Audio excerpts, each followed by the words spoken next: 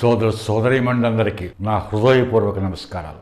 ఈరోజు మీ ముందుకు ఈ వీడియో చేస్తూ ఎందుకు వచ్చానంటే, ఈ కొత్త ప్రభుత్వం, ఈ కూటమి ప్రభుత్వం అధికారంలోకి వచ్చి 13 నెలలు దాటింది.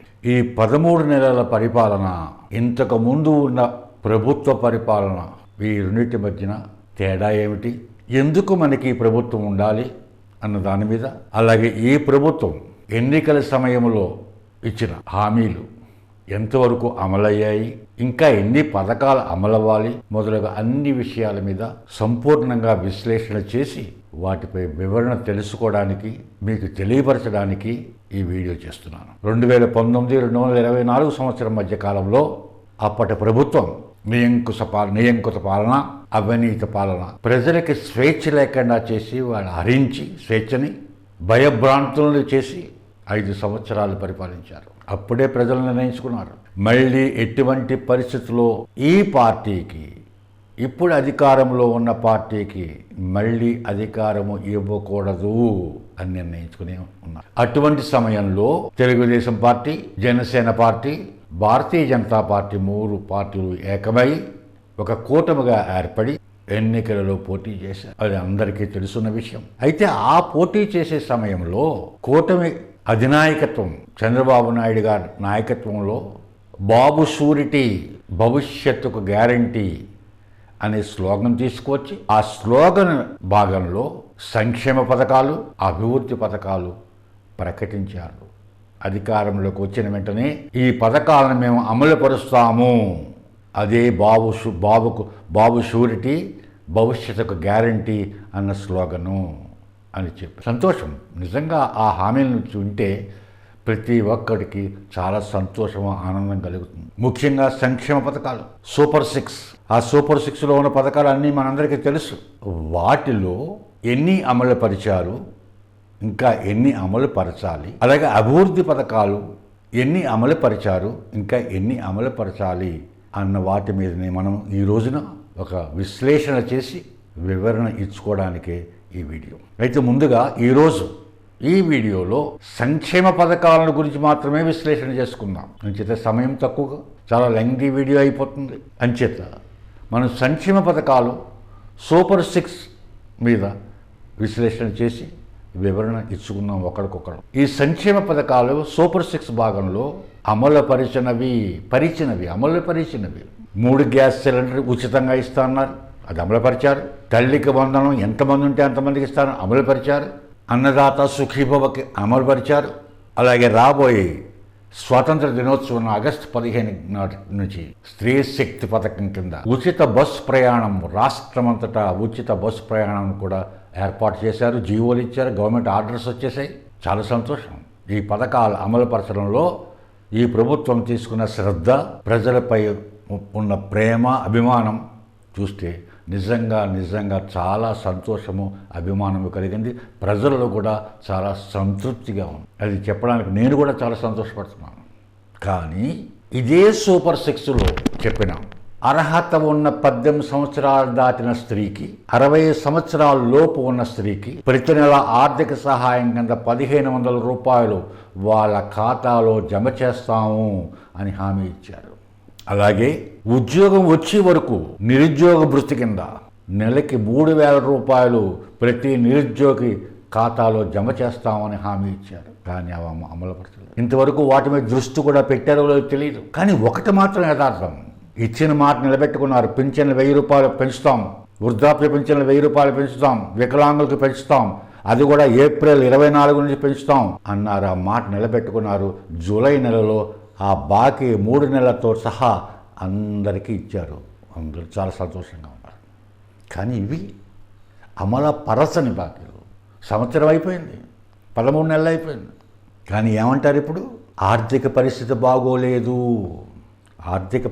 బాగోలేదు అన్న విషయం 2024 ఎన్నికలకు ముందు ప్రతి ఒక్క పౌరుడికి తెలుసు. అలాగే 14 సంవత్సరాలు అప్పటికే ముఖ్యమంత్రిగా పనిచేసిన చంద్రబాబు నాయుడు గారికి తెలియదు అని అనుకోవడం చాలా తెలివి తక్కువతనం.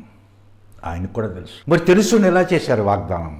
నేను అధికారంలోకి వచ్చిన వెంటనే ఇస్తానని చెప్పి ఎలా చెప్పారు? కానీ 13 నెలలు అయిపోయింది, ఇంకా అదొకటే కాదు. అధికారంలోకి వచ్చిన వెంటనే ఈ 13 నెలలో ఒక వృద్ధుడు కూడా పింఛన్ ఇవ్వలేదు. కొత్త పెన్షన్ ఇవ్వలేదు. ఒక వితంతుకు కొత్త పెన్షన్ ఇవ్వలేదు. మరి ఎలా వాళ్ళు బతకడం? ఆ వృద్ధులు ఎలా బతకాలి? ఎవరి దగ్గర చేయి చాచాలి వాళ్ళు? ఆ వితంతువులు పిల్లల్ని ఎలా పోషించాలి? ఆ కుటుంబాన్ని ఎలా పోషించుకోవాలి ఆ వితంతువులు? ఈ 13 నెలల కాలంలో వితంతువుల్ని చూసి వాళ్ళు ఎవరున్నారు? వృద్ధులను చూసి వాళ్ళు ఎవరున్నారు? ఎవరు బాధ? ఎలాగా ఆలోచించాలి ప్రభుత్వం? అక్కడే కొంత అసంతృప్తి మొదలైంది. వృద్ధుల దగ్గర కొంత అసంతృప్తి మొదలైంది, వితంతువుల దగ్గర అసంతృప్తి మొదలైంది, నిరుద్యోగుల దగ్గర అసంతృప్తి మొదలైంది. అలాగే అర్హత ఉన్న 18 సంవత్సరాలు దాటి 60 సంవత్సరాల లోపు ఉన్న స్త్రీలలో కూడా అసంతృప్తి మొదలైంది. ఇది చాలా ప్రమాద ఘటికలను మోగిస్తుంది. 2019-2024 సంవత్సరం మధ్య కాలంలో ఉన్న భూతం, ఆ రాక్షస భూతం మళ్ళీ రావడానికి మనం ఎటువంటి పరిస్థితుల్లో అవకాశం ఇవ్వకూడదు. ఈ రాష్ట్రం అభివృద్ధి చెందాలంటే ప్రస్తుత ప్రభుత్వం రాబోయే 20-30 సంవత్సరాల కాలం ఇంకా అధికారంలో ఉండాలి. ఉంటేనే ఈ రాష్ట్రం అభివృద్ధి చెందుతుంది. చెందడమే కాదు, భారతదేశం మొత్తంలో మొదటి రాష్ట్రం, అభివృద్ధి చెందిన రాష్ట్రం, మొదటి రాష్ట్రంగా పేరు. మరి అటువంటి అవకాశం ఉండాలి కదా. ఉండాలంటే ఎదుటి భూతానికి మనం అవకాశం ఇవ్వకూడదు కదా. ఇప్పటికే భూతం తిరుగుతోంది రోడ్డు మీద, రకరకాల కథలు చెప్తోంది. ఆ కథలు వ్యాపింపచేయడంలో వాళ్ళు చాలా సుప్రసిద్ధులు. అటువంటి వారికి అవకాశం ఇవ్వడం అది నచ్చలేదు. ఈ ప్రభుత్వాన్ని తీసుకొచ్చింది ప్రజలు. దాదాపు 95-96% స్ట్రైక్ రేట్ ఇచ్చి 175 సీట్లకు గాను 164 సీట్లు ఇచ్చి అధికారంలో కూర్చోబెట్టింది. ఆ భూతానికి, ఆ రాక్షస భూతానికి మళ్ళీ అవకాశం ఇస్తారని కాదు, మీరు ఇంకా 20-30 సంవత్సరాల అధికారంలో ఉండి ఈ రాష్ట్రాన్ని అభివృద్ధి చేయాలి అని మీకు అధికారం. ఆ అధికారాన్ని మీరు నిలబెట్టుకోవాలి. ఇప్పుడే నిలబెట్టుకోవడమే కాదు, రాబోయే 30 సంవత్సరాల్లో కూడా మీరే అధికారంలో ఉండాలి. అలా ఉంటేనే ఈ రాష్ట్రం అభివృద్ధి చెందుతుంది అనడంలో ఎటువంటి సందేహం లేదు. కానీ మీరు హామీ ఇచ్చిన పథకాలు అమలు చేయకపోవడం కూడా ప్రజలలో అసంతృప్తి మొదలయ్యింది. ముఖ్యంగా స్త్రీలలో అసంతృప్తి మొదలైంది, నిరుద్యోగుల్లో అసంతృప్తి మొదలైంది. అఫ్కోర్స్ మీరు మెగా డిఎస్సి పెట్టారు, సంతోషం. ఎంతమందికి? ఖాళీ 16-17 వేల మందికి ఉద్యోగాలు వస్తాయి. మన రాష్ట్రంలో అంతే ఉన్నారా? నిరుద్యోగులు లక్షల మంది ఉన్నారు. మరి ఈ లక్షల మంది ఆలోచించండి ప్లీజ్. ఈ రాష్ట్ర అభివృద్ధి మీ మీదే ఉంది.